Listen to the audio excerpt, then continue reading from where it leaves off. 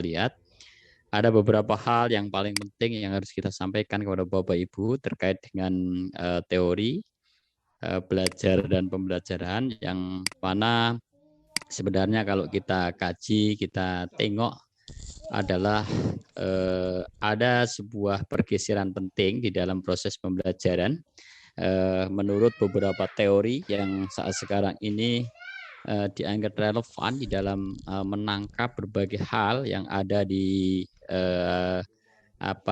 proses pembelajaran di sekolah. Pergeseran paradigma yang paling penting itu dikarenakan karena adanya sebuah tuntutan besar output pendidikan. Apa tuntutannya? Yaitu output pendidikan itu harus memiliki target utamanya adalah pemenuhan kebutuhan dunia kerja. Ini yang paling penting.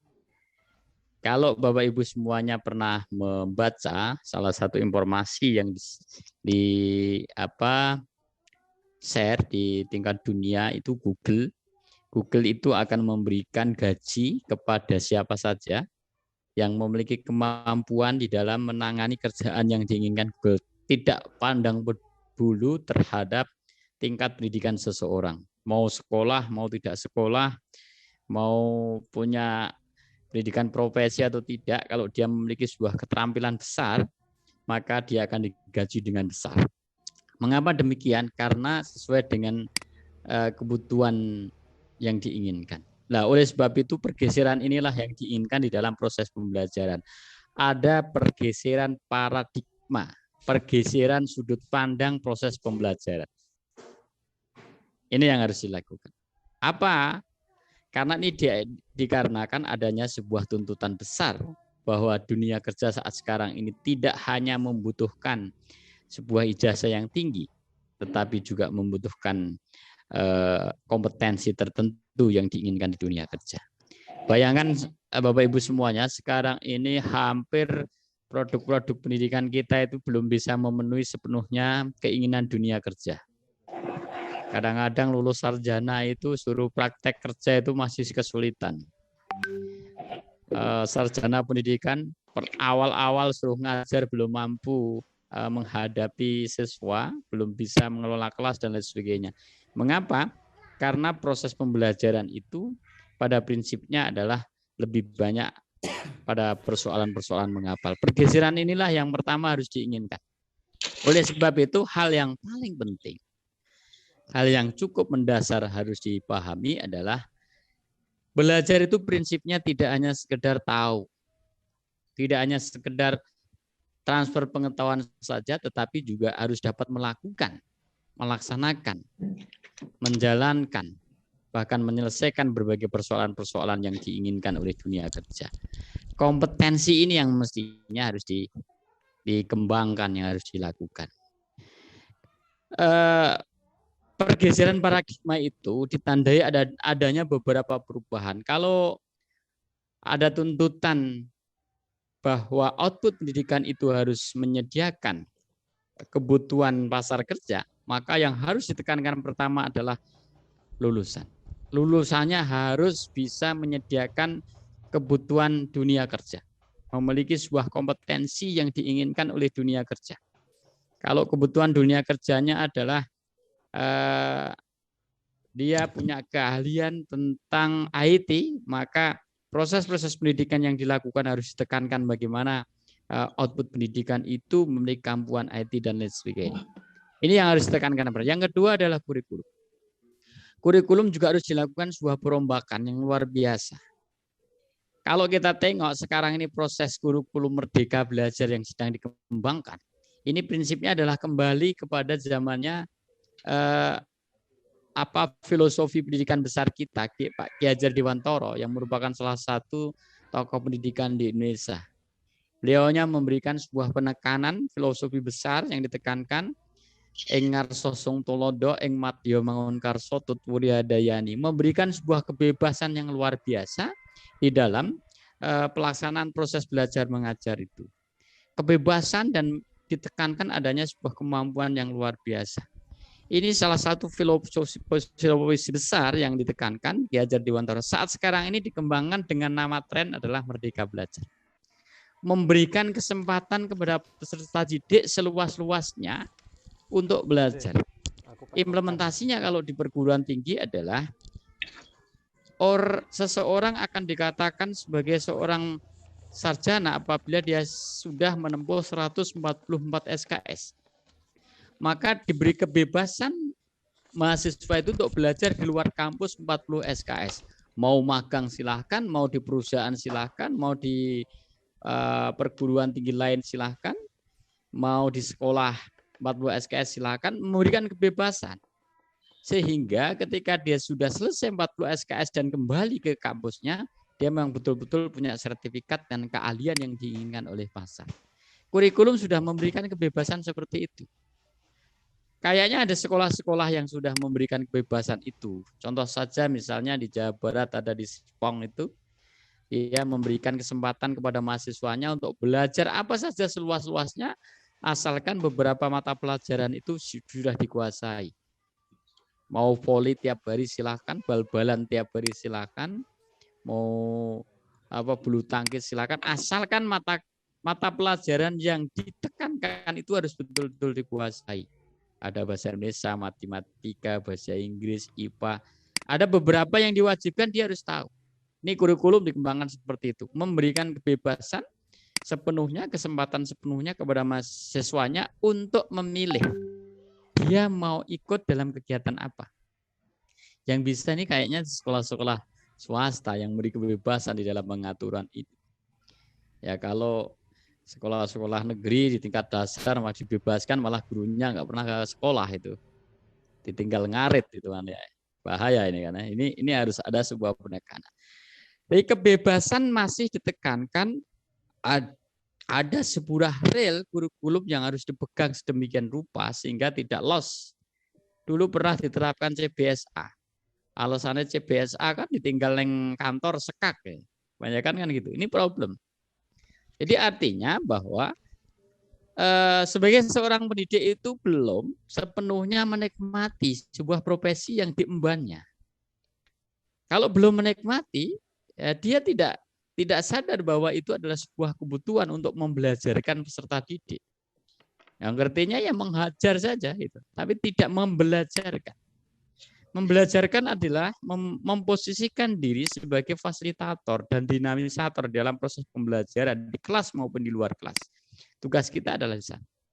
Nah, inilah yang kita katakan adanya sebuah tuntutan yang luar biasa itu selain lulusan dan kurikulum, pendekatan itu juga harus berubah. Pendekatan pembelajaran juga harus berubah. Kalau dulu proses pembelajaran itu lebih menekankan kepada teacher-centered learning, proses guru adalah merupakan satu-satunya sumber belajar. Sekarang sudah mulai bergeser kepada student-centered learning, bahwa proses pembelajaran itu difokuskan kepada peserta didik. Ya, kita tetap memantau. Walaupun fokusnya adalah ke peserta didik, kita sebagai seorang guru itu harus tetap memantau, ya, mendampingi, karena kita diumpamakan sebagai teman belajar, teman bermain. Sehingga ini juga menuntut adanya sebuah strategi yang berbeda. Kalau dulu strateginya datang ke kelas, kemudian kita menceramai peserta didik kita, bahkan memerintahkan catat. Sekarang harus ditekankan. Anak-anak mau belajar apa? Coba kita arahkan. Artinya adalah dalam konteks ini, maka kita sebagai seorang guru harus tahu segalanya.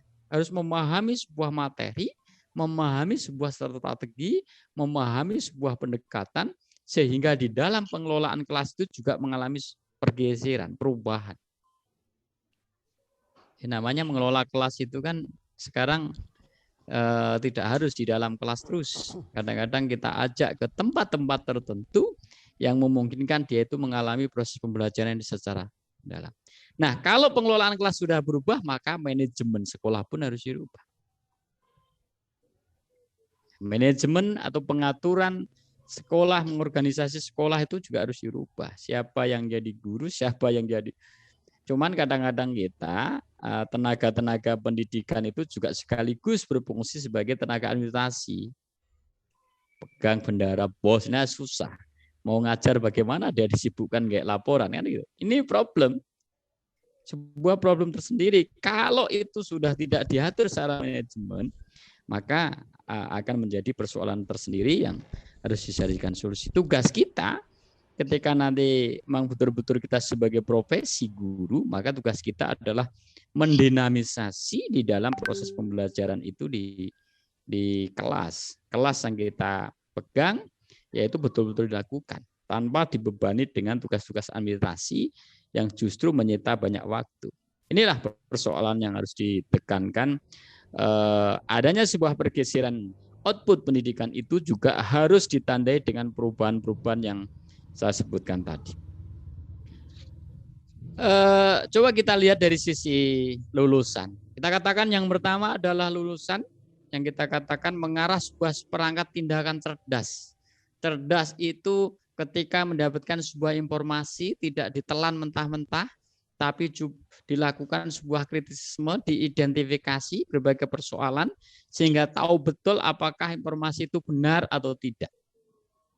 Memiliki sebuah tanggung jawab yang luar biasa, dan inilah sebenarnya yang menunjang kita untuk melaksanakan sebuah tugas-tugas di bidang pekerjaan tertentu yang diharapkan oleh pemerintah. Ini dari sisi lulusan.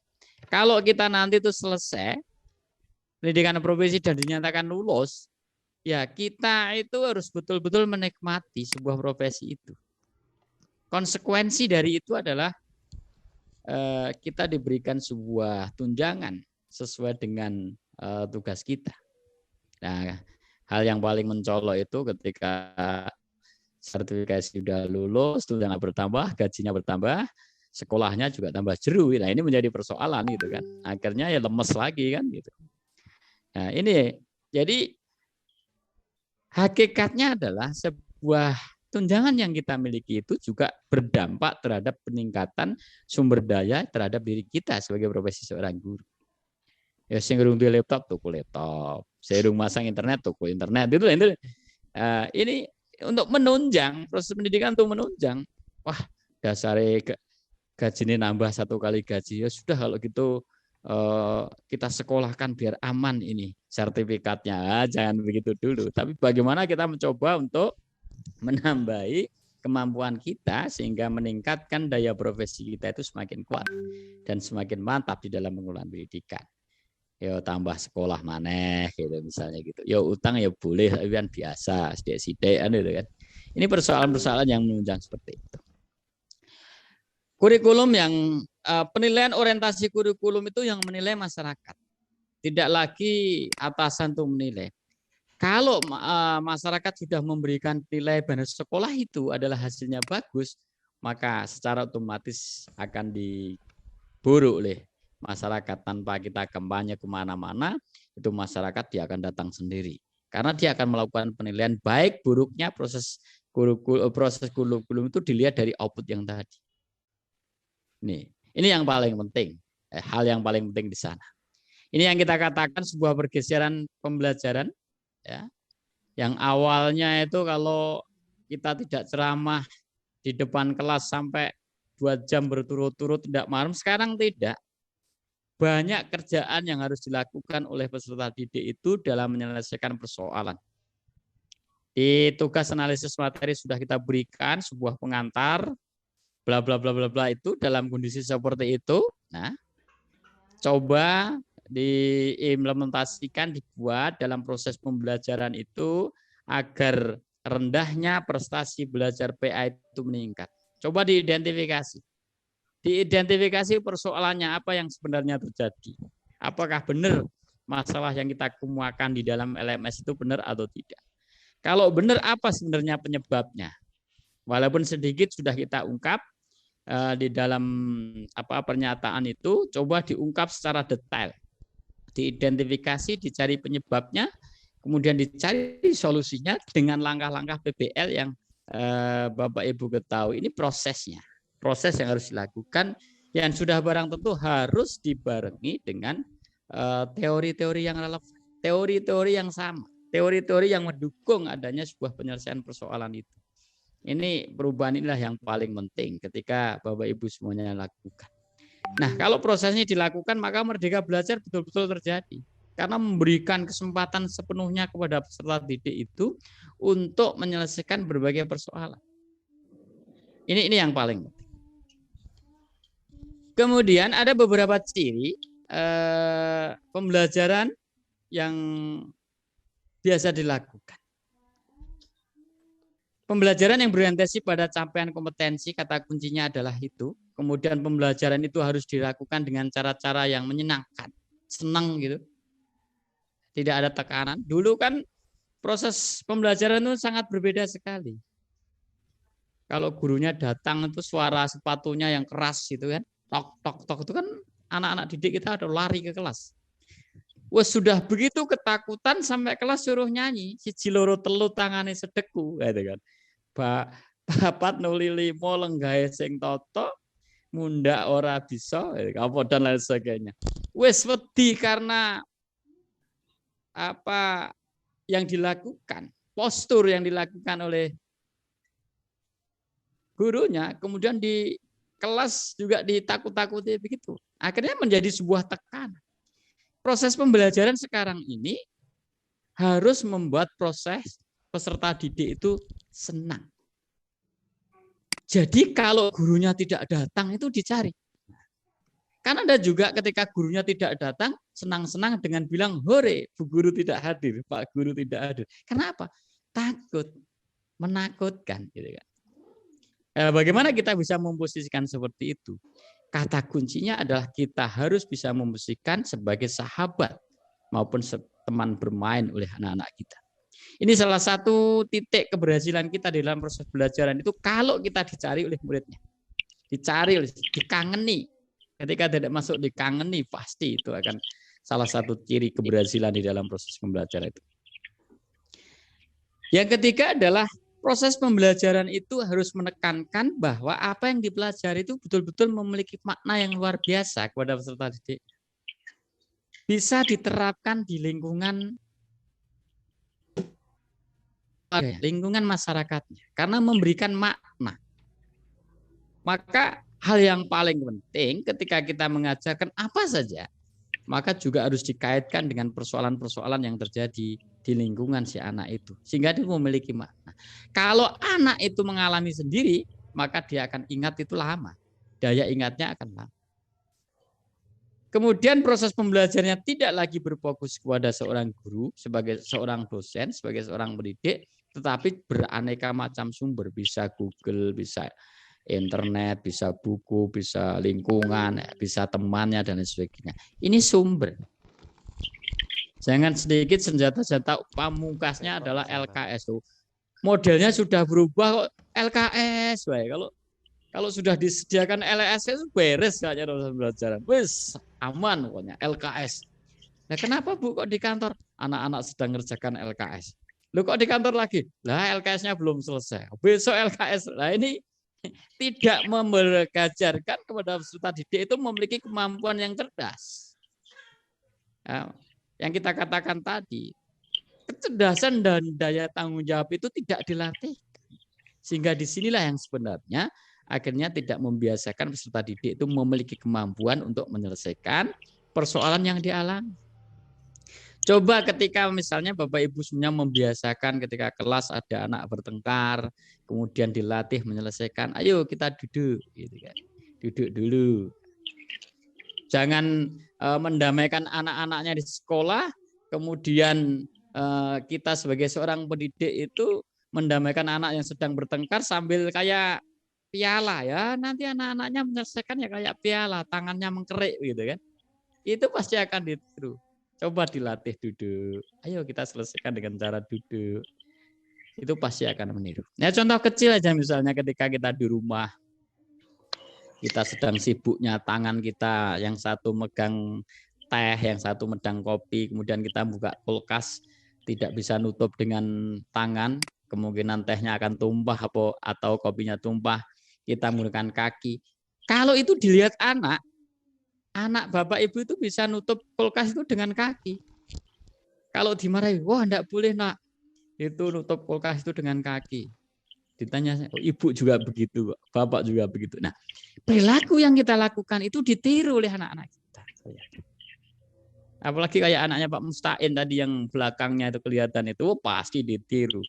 Bapak aja main HP kok nggak tahu kalau ini adalah belajar, nggak tahu. Anak-anak itu nggak tahu. Ini proses yang sering terjadi itu begitu. Ini yang harus kita lakukan betul. Nah, inilah yang terjadi sehingga dulu para guru-guru kita itu selalu mengatakan guru itu digugu dan ditiru, gitu kan. Setiap ucapan, sebuah tindakan, dan setiap perilaku yang kita lakukan itu adalah pengalaman pembelajaran yang diberikan kepada peserta didik kita yang paling awal. Ini prosesnya adalah seperti itu. Pergeseran itulah kayaknya yang menjadi hal yang harus kita tangkap, yang harus kita berikan.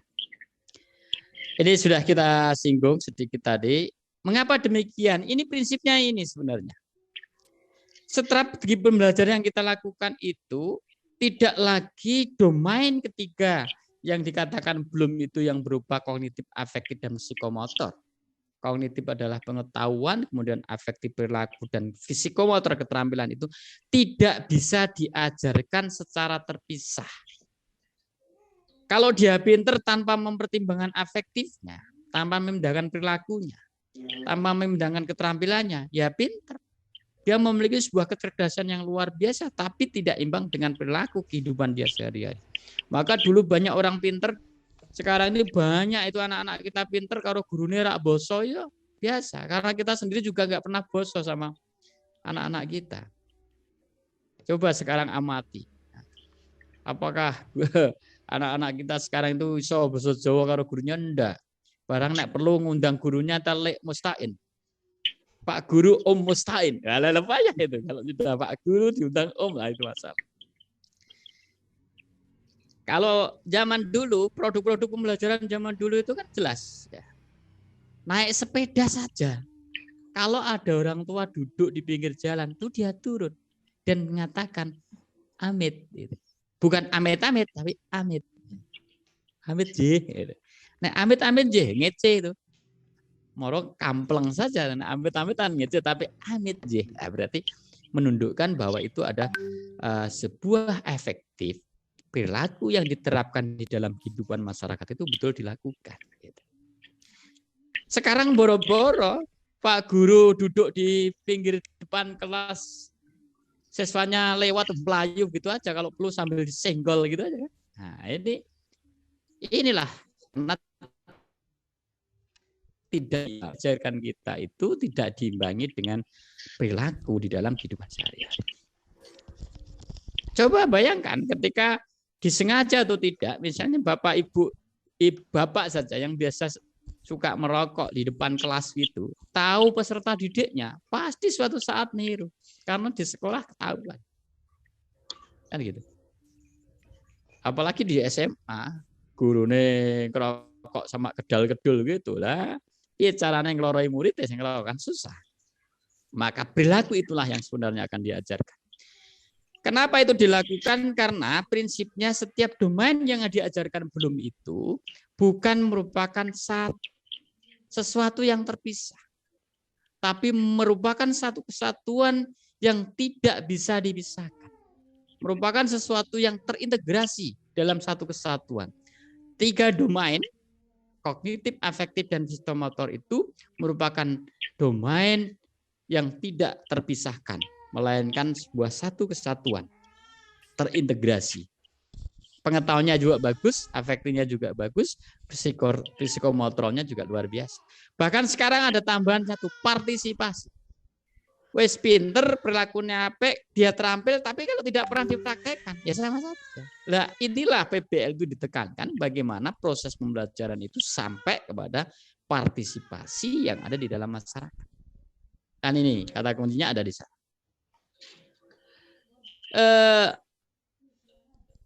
Strategi pembelajaran yang lebih menyenangkan. Ini kita katakan, karena bukan sesuatu yang menakutkan. Belajar itu bukan sesuatu yang menakutkan. Kayak orang lapar, belajar dianggap sebagai sesuatu kebutuhan.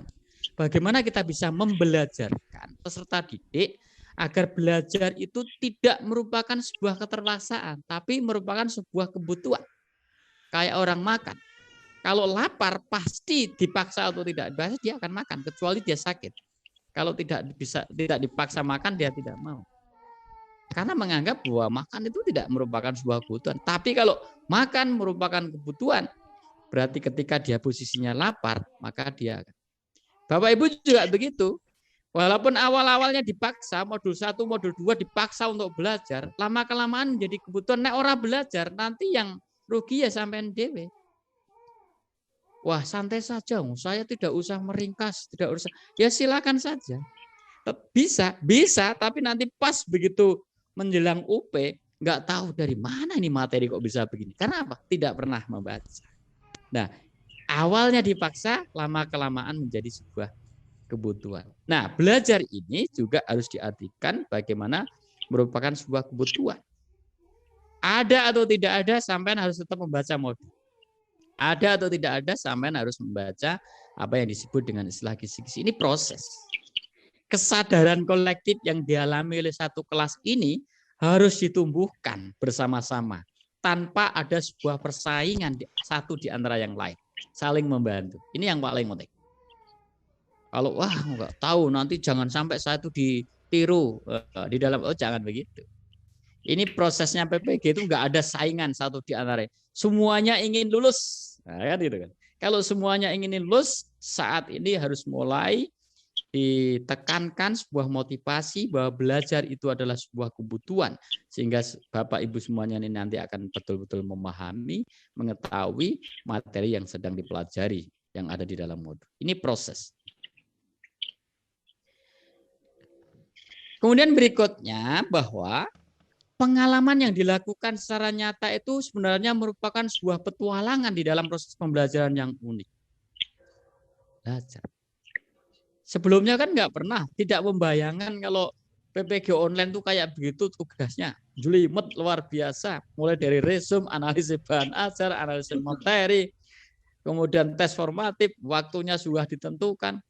Kadang-kadang ketemu dosennya berubah waktunya. Ini tidak membayangkan begitu. Maka sejak awal kita katakan harus izin kepada anak, istrinya, suaminya, calon mertuanya, calon besannya, meyakinkan bahwa ini adalah sebuah kebutuhan bersama yang harus dilakukan sehingga Bapak Ibu itu betul-betul semua saling mendukung.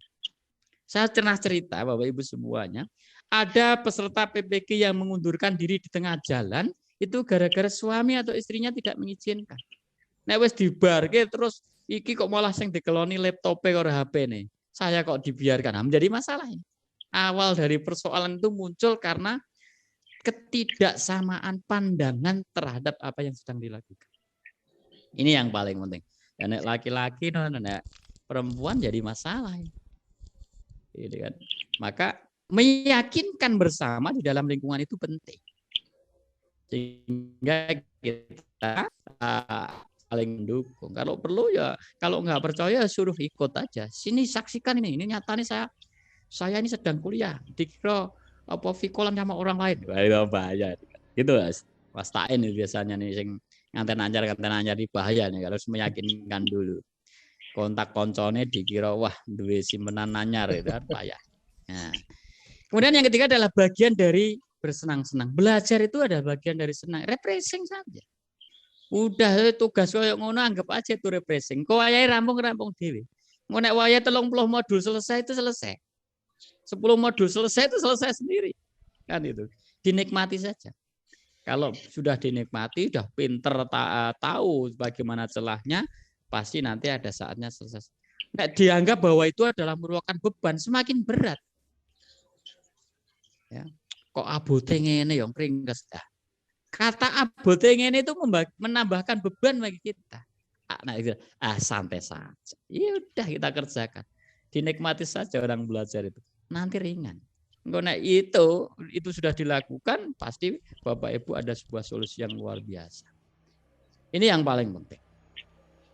Maka berbagai kegiatan perjalanan proses PPG ini di dalam pendalaman materi ini anggap saja sebagai bagian dari bersenang-senang di dalam prosesnya. Ya bisa guyon sama temennya, bisa ketawa-ketawa. Ya, kadang-kadang soalnya kurang sithik siji ya digathaki dhewe aja, nanti kan ben gak pusing kan gitu. Wis soalnya ilang siji digasaki diweden-wedeni koncone wah tambah bingung. Ya biasa itulah proses yang dilakukan. Belajar dikatakan sebagai penciptaan pengalaman baru. Kalau dia mengalami sendiri, menempatkan posisi lingkungan itu sebagai sumber belajar, pasti dia punya pengalaman baru. Saya itu juga mengalami hal yang sama. Jadi proses pembelajaran di PPG itu awalnya juga, wah kok jelimetnya kayak begitu. Tidak hanya Bapak Ibu sendiri, awal-awal itu nggak tahu tombol bagaimana cara ngunggah juga mencarinya susah kan. Sampai hari modul yang kedua aja mau ngunggah tugas aja masih bingung gitu kan. Di mana nih suruh scroll ke bawah, nggak di scroll ke bawah. Caranya bagaimana Mas? Ada soal tes formatif yang kebalik, angka 2-nya di atas, angka 1-nya di depan. Di bawah KB2 kemudian KB3. Bingung, bagaimana ini kok KB2-nya tempatnya soalnya di atas, nanti masalah enggak gitu. Masih ada yang begitu. Inilah sebuah seni di dalam proses pembelajaran itu begitu. Saya amati di grup itu kan. Belum lagi kita sebagai pengelola itu kadang-kadang juga ada penyusup di grup itu, kemudian dia nawarkan seminar gitu kan, bayar 50.000 per seminar, banyak begitu gitu tuh. Nah, akhirnya mengganggu. Wah, sebenarnya proses itu nanti akan disampaikan tersendiri sehingga Bapak Ibu tidak blong betul ya. Maka di madrasah itu berapa kali itu grup berubah, diganti kemudian karena para penyusup yang menawarkan iklan itu biasanya itu masuknya di jam-jam 1, jam 2 di saat saya tidur, Pak Imam tidur, dan pengelola yang lain tidur. Dia masuk lewat akun, kemudian nawarkan seminar, nawarkan diklat secara online, karena dia tahu itulah perjalanan PPG yang semuanya akan membutuhkan itu. Sampai kita kunci hanya admin yang bisa nge-share dan lain sebagainya. Ini impian. Yang berikutnya adalah merupakan sebuah impian. Kalau proses pembelajaran itu menyenangkan, impian sebagai siapapun kita sebagai seorang guru dan sebagai seorang siswa. Senang mangkat ke ngomah itu, katakanlah itu punya motivasi yang tinggi. Gurunya juga kepengen ketemu muridnya juga ketemu gurunya. Bahkan karena di kelas itu betul-betul bisa menyenangkan. Sebuah impian yang diinginkan proses pembelajaran yang seperti itu. Nek wis menakutkan itu wis pemangkatnya rasanya wis wedi, ngeteter itu. Murid arep mangkat, wah ketemu Pak Musta'id yang brengose tambah kandel, wedi ya. Nah, itu menakutkan sekali. Ini yang harus dilakukan. Ini jadi hal-hal yang paling penting. Mengapa itu dilakukan? Karena prinsipnya adalah belajar itu bisa menjawab pada kebutuhan sehari-hari. Gitu. Apalagi sekarang ini sekolah itu sudah tidak ada ujian. Kelas 5 dilakukan AKM. Asesmen kompetensi minimal dilakukan kelas 5 kalau di SD dan lain sebagainya, itu prosesnya dilakukan untuk mengukur apakah kompetensi minimal yang diinginkan di dalam proses pembelajaran di sekolah itu sudah berhasil atau belum. Dan itu prinsipnya yang melakukan sebenarnya adalah gurunya. Ya kayak di prosesnya. Kan kadang-kadang kita itu kon gawe soal AKM aja males. Akhirnya kan ada proyek beli soal-soal AKM dan sebagainya. Kalau kita mampu sendiri melaksanakan sendiri, ya bebas. Uang yang bisa mengukur berhasil dan tidaknya peserta didik itu kan kita. Berguna banyak hal, baik pekerjaan, baik di sekolah, baik di lingkungan, menciptakan sebuah perubahan secara terus-menerus, dan sudah barang tentu yang titik akhirnya adalah masa depan itu yang lebih baik.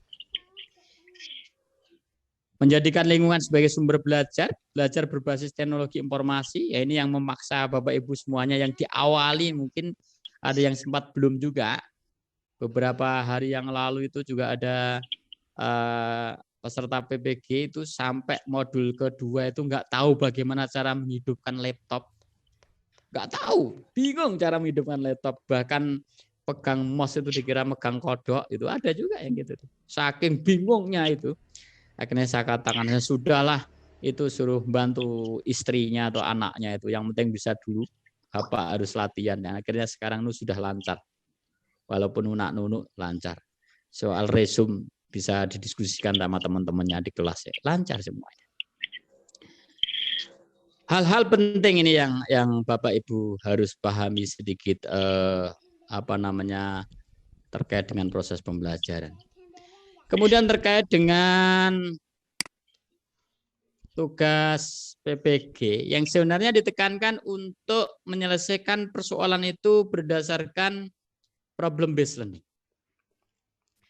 Problem based learning, proses pembelajaran berbasis masalah, prinsipnya adalah sebuah metode pembelajaran yang bertujuan untuk menyelesaikan persoalan sebagai fokus belajar. Menggunakan masalah sebagai fokus belajar. Ada masalah, kemudian kita selesaikan dengan tujuan utamanya adalah mencoba mengembangkan sebuah keterampilan di dalam menyelesaikan, kemudian penguasaan materi dan pengaturan diri. Ini. PBL ada seperti itu. Ada masalah yang kita utarakan, Bapak Ibu fokus ke sana, bagaimana cara menyelesaikan. Cocokkan dengan sebuah teori yang ada di dalam modul, kemudian identifikasi, berikan sebuah solusi yang tepat di dalam menyelesaikan masalah. Ketika ada masalah rendahnya belajar PAI, maka Bapak Ibu harus mengidentifikasi masalah itu. Kenapa ini terjadi? Mungkin proses pembelajarannya yang dilakukan dengan cara menghafal, ya, menggunakan LKS dan lain sebagainya. Mungkin siswanya kurang aktif, siswanya kurang punya motivasi belajar. Ini identifikasi apa penyebabnya itu? Penyebabnya mungkin dari strategi belajarnya, dari siswanya, dari lingkungan dan sebagainya. Solusinya apa? Ketika kita sudah tahu, sudah mengidentifikasi persoalan, kemudian sudah tahu penyebabnya masalah, apa solusi yang kita tawarkan? Yang kita minta tawarkan adalah disesuaikan dengan persoalan teori yang relevan dengan masalah-masalah yang ada diselesaikan. Ini kata kunci. Ada beberapa langkah utama, langkah penting ya di penyelesaian masalah ini ya, langkah-langkah pembelajaran berdasarkan masalah itu. Mengorientasikan strategi terhadap masalah sudah diungkap, kemudian mengorganisasikan strategi untuk belajar, menemukan dan memecahkan masalah, kemudian melakukan penyelidikan, kemudian memberikan evaluasi pemecahan masalah, dan yang terakhir adalah menyajikan, ekspos terhadap persoalan yang sudah ditemukan itu. Tetapi di dalam contoh kita berikan secara sederhana, di dalam mengungkap persoalan-persoalan itu, cukup identifikasi masalah, kemudian mencari penyebab terhadap masalah itu, kemudian memberikan solusi. Cukup 3 komponen penting itulah yang kita inginkan di dalam PBL, di dalam menyelesaikan berbagai permasalahan. Ini hal-hal yang harus kita lakukan, yang kita berikan kepada Bapak Ibu semuanya, sehingga dalam waktu 1 hari itu bisa membuat 2-3 lembar itu PBL itu. Ada masalahnya kan sederhana. Awalnya 30 halaman. Kalau 30 halaman per modul, Bapak bisa wajahnya bisa kayak PBL betul itu. Enggak selesai tugasnya, judul mikir tugas. Kalau hanya 3 lembar selesai lah itu kan. Diidentifikasi secara sederhana selesai. Hingga tidak menjadi keberatan bagi Bapak Ibu semuanya. Mungkin itu tambahan Bapak Ibu semuanya, sehingga hal-hal yang paling penting bisa dilakukan, dijalankan sesuai dengan langkah-langkah yang real, sehingga akan menambah sebuah pengalaman belajar bagi Bapak Ibu semuanya di semua materi yang ada, baik video, jurnal 1, jurnal 2, PPT yang kita upload, silahkan dianalisa sesuai dengan perintah, dan tugas-tugas itu dijalankan dengan baik. Insya Allah Bapak Ibu itu akan lancar semuanya. Jadi kesungguhan Bapak Ibu belajar modul itu adalah salah satu bukti tanggung jawab Bapak Ibu kepada Kementerian Agama yang mengutus Bapak Ibu semuanya ke kami. Kami sudah laporan ke Pak Kabid di Jawa Tengah, Pak Imam Bukhari, saya sudah lapor ke Demak, saya sudah lapor ke Magelang, yang menguasai Bapak Ibu. yang nantinya akan membayari Bapak Ibu sudah kita lapori semuanya bahwa proses pembelajaran yang dilakukan di LPTKIN Salatiga itu sudah berjalan dengan lancar. Walaupun juga ada yang tidak lancar, kita laporkan lancar. Wis mbah iso mbah ora penting lancar iso melu, isih ana ambekane lancar gitu aja. Soal nanti prosesnya hasilnya belakangan. Yang penting semuanya bisa berjalan dengan lancar. Mungkin itu Bapak Ibu semuanya yang perlu kita sampaikan sebagai bahan tambahan, dan mohon maaf ini waktunya saya agak mundur karena saya juga harus menyelesaikan persoalan yang lebih real di tingkat nasional, sehingga kalau yang ngajar saya biasanya tergantung waktu saya itu sempatnya jam berapa. Ini mestinya jam 1 diskusi ya, kita sempatnya sekarang. Kalau perlu tuh sempatnya hari Minggu ya hari Minggu. Karena perlu malam hari itu kita ajak diskusi, dan untung saya punya nomornya Mas Mustain itu sehingga bisa kita kabarkan kepada Bapak Ibu semuanya. Kalau ada persoalan silahkan nanti bisa disampaikan, bisa didiskusikan. Pesan kami, jangan lupa belajar, setiap modul dipelajari sehingga itu menjadi bahan pembaruan wawasan bagi Bapak Ibu sebagai modal perubahan dan pergeseran di dalam proses pembelajarannya sekarang ini. Saya belum kenal Bapak Ibu semuanya ini dari mana asalnya gitu kan. Saya akan kenalan satu persatu. Besok masih ada waktu kita untuk berdiskusi, mempresentasikan PPL yang Bapak Ibu berikan, walaupun secara sederhana kalau ada waktunya. Ini kalau ada waktunya kan ya. Pak Rohmat dari mana nih Pak Rohmat? Saya dari Demak, Pak. Demaknya mana? Karanganyar. Karanganyar ya. Ngajarnya di SD juga? Ngajarnya di SD Rejosari 1 Karangtengah. Nah, ya itu saya tidak tahu. Ya. Tapi paling tidak saya paham Demak, daerah sana. Oh iya. Karanganyar, pokoknya pinggir jalan ketika saya gitu. Oh iya betul. Ya, perbatasan Kudus, Pak. Ya, betul. Saya pernah tinggal di Kudus cukup lama itu. Pak Sulkin. Sudah bisa menghidupkan kamera? Ya sudah bisa. Yang penting latihan dulu kan, latihan menghidupkan mic dan mematikan dulu ya. Silakan. Dari mana? Dari mana Pak Sulkin? Sinyal hilang. Ya, gangguan sinyal ini. Biasanya mahasiswa PPG itu unik. Kalau tugasnya nggak selesai, kemudian dia pusing. Kalau dihubungi guru dosennya itu HP-nya dimatikan. Ini strategi jitu. Pak Sulkin, sinyalnya terganggu. Bu Sri Puji, mic-nya dulu ditekan. Ya, latihan menekan mic.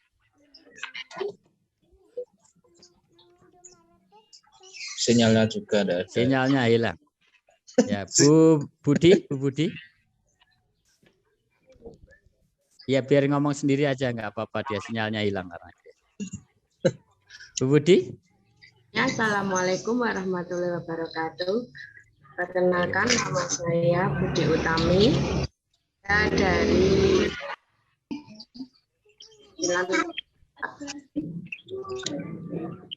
Apa sinyalnya ya susah ya? Ya, ini agak putih. Ya, dari Sriwedari ya. Sriwedari itu mana? Solo? Bukan? Muntilan Magelang. Oh, Magelang. Muntilan ya. Hampir dekat Jogja ya. Perbatasan Jogja. Ya, Pak Muhammad Humaidi.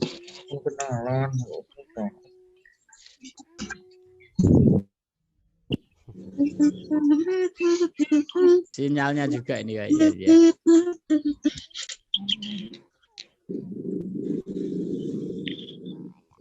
Bu Niswatul dari mana? Demak? Dari Demak, Pak. Dari mana? Guntur. Oh, tapi Guntur. ngajarnya di Karangawen. Oh, ada? Caket, Pak. Gunturnya perbatasan Karangawen. Oh, gitu. Ya. Ini Demak semua ya. Pak Suwarso? Ya, Pak. Assalamualaikum warahmatullahi wabarakatuh. Ya, mic-nya ditekan dulu. Yang ada gambar mic. Ya. Perkenalkan, nama saya Suwarso, Pak. Saya Ya. dari Demak juga. Dari Kecamatan Wonosalam. Ngajarnya di SD Sidomulyo. Terus? Oh iya. Status? status apa Pak ini Pak? Ya, bojone siji apa loro barang itu kan disebut Alhamdulillah ya. baru satu Pak. Baru satu ya. Satu di Demak, satu di Kudus, satu di Salatiga gitu ya. Pak Sodik. Nggih. Dari mana Pak Sodik? Pak, saya dari Magelang, Pak. Salam. Pakai 2 akun ya? Iya, Pak, karena yang laptopnya suaranya nggak bisa masuk, Pak. Jadi pakai HP. Jadi 2. Oh ya enggak apa-apa. Pak Bu Siti, Komsatun dari mana? Ya, Pak. Saya dari Serumbung Magelang, Pak. Oh, Magelang ya. Ya, Serumbung. iya. Serumbung ya. Desa paling ujung lereng Merapi. Ya enggak apa-apa kan musim durian nanti teman-temannya disuruh ke sana semuanya kan. Duriannya Nggak ada banyak loh. durian, Pak. Bukan Adanya apa? durian. Salah. Adanya apa? Salah, Pak. Ya wes salah enggak apa-apa teman-temannya dikasih 2 kilo, 5 kilo, 5 Ya, kilo. siap, Pak. Belum, Pak. Besok kalau ada kesempatan. Bu Dewi? Oke, Pak. Dari Demak, Pak. Oh, Demak juga ya. Mana Oke. Demaknya? Gajah. Gajah. Gajah Demak.